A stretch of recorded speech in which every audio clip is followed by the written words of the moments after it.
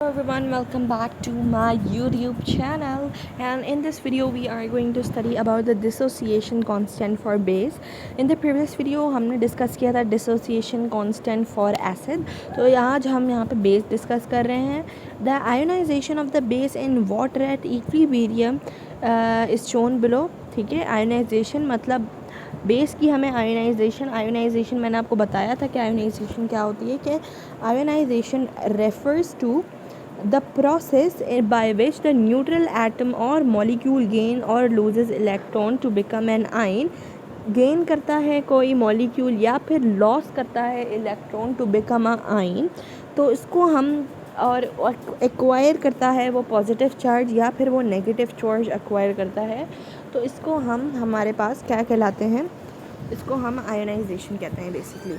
ठीक है, अब आयोनाइजेशन ऑफ बेस हम पढ़ने जा रहे हैं. तो हमें नीचे दी हुई है कि यहाँ पे एक बेस है जो कि हमारे पास ये एसिड है, जो कि हमारे पास एक बेस को हम अपना एक इलेक्ट्रॉन दे रहा है, तो BH बना रहा है और OH बना रहा है. ठीक है, अब यहाँ पे हम लोग law of mass action use करेंगे, जिसके अंदर रिएक्टेंट जो होता है वो नीचे आता है, प्रोडक्ट जो होता है वो हमारे पास हमेशा ऊपर आता है.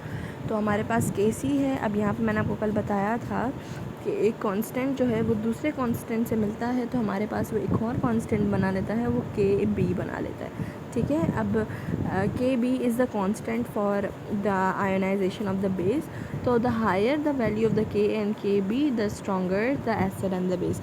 अब यहाँ पे एक हमारे पास एक टेबल दिया हुआ है, जो कि यहाँ पे एक एसिड है, ऑक्जेलिक एसिड जो टोमेटो के अंदर होता है, फॉर्मिक एसिड जो कि हमारे पास आर्न्स के अंदर होता है, एसिटिक एसिड जो कि हमारे पास विनेगर के अंदर है, कार्बोनिक एसिड जो कि हमारे पास आई थिंक सॉफ्ट ड्रिंक्स या फिर बेवरेजेस के अंदर होता है. तो हमारे पास यहाँ पे उनके फॉर्मूला भी दिए हुए हैं और उनकी वैल्यूज़ दी हुई हैं कि हमारे पास -2 जो है वो कम है, -4 है, तो इनकी नीचे मतलब टॉप टू बॉटम इनकी वैल्यू जो है वो इंक्रीज़ होती जा रही है.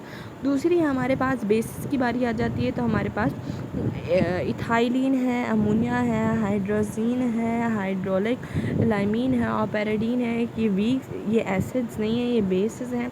तो ये सबसे वीक है और ये सबसे स्ट्रॉन्गेस्ट है. तो अगर आप नीचे की तरफ जाएंगे तो हमारे पास यहाँ पे इसकी स्ट्रेंथ भी पता चल जाएगी. ठीक है, तो ionisation of dissociation of the acids and base से हमें स्ट्रेंथ पता चलती है, रिलेटिव स्ट्रेंथ से पता चलती है. हमारे पास हमने लास्ट वीडियोज़ के अंदर पढ़ा है. और हमारे पास pH और POH से हमारे पास strength of the acid and base पता चलती है. तो I hope this is clear. We'll do something, I think एक और कांस्टेंट है वो हम नेक्स्ट वीडियो के अंदर करेंगे. Thank you so much for watching my video.